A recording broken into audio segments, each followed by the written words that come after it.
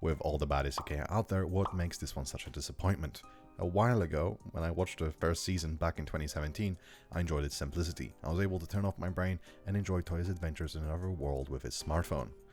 Also, make sure to sub, we make these videos once a week. Now in 2023, my opinion of the show has drastically changed.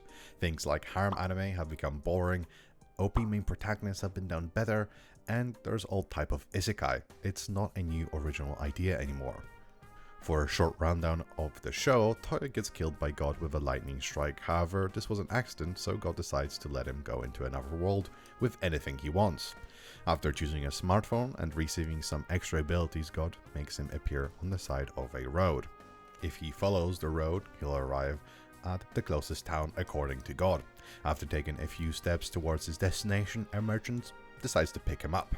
Toya goes with the merchant and ends up selling his clothes for a lot of money and getting extra clothes to replace the ones he sold. After walking around the town, he witnesses two girls being scammed for a job they did, so he decides to intervene. This ends in him fighting one of the scammers and realizing they move in slow motion for him, with the powers that God decided to give him. With the help of Elise, one of the adventuring twins, they defeat the scammers. The two twins are adventurers, so Toya decides to join the adventuring guild with their help, as he can't read this world's language. After looking over a quest, they decide to go and fight some wolves for a guild mission. This mission is used to interest Toya with the use of magic in combat.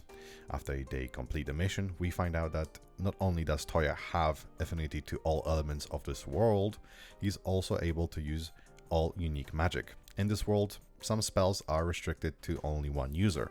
However, Toya can use every spell that's ever existed, as long as he knows how it works.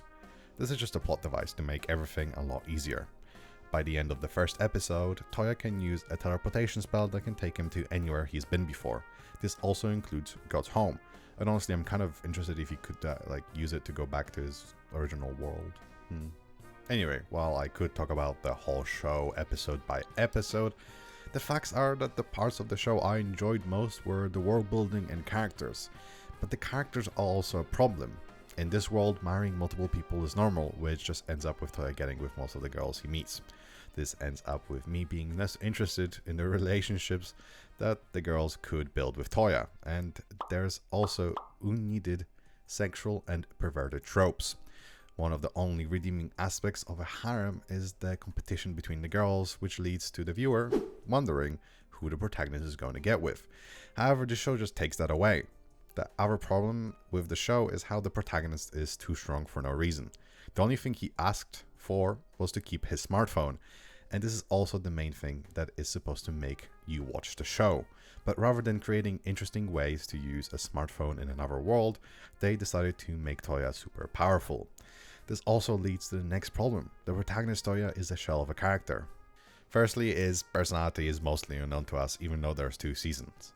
He's forgiving and heroic rather than creating change and influencing things around him for his own reasons. He's more of a reactive and passive character, which I don't think protagonists should be. For example, in No Game No Life, a show I highly recommend, check it out in the description, I've made a video about it. The protagonist forces change on not only the characters they interact with, but they also start changing the world around them. My last problem is that the world building in the first season was interesting and better paced. However, in the second season, they just kept on introducing new things without allowing space with things being solved. In season 1, we end with the idea of time manipulation being introduced to the story, and we also find out that he's going to marry 9 wives in the future. However, in the second season, we find out multi-dimensional beings possibly exist. There's mecha suits that Toya can get access to. Toya becomes a king and now owns land. And there's also a lot more that happens in the story. While in the first season things could have been better explained, the pacing seemed a lot better in the first season compared to the second one, where everything seems to just be cluttered and sped through. In my opinion, there were things that could have made this show good. Not great, but good. If you have a different opinion than me, leave a comment down below. And I hope you're having a wonderful day. I'll see you in the next video.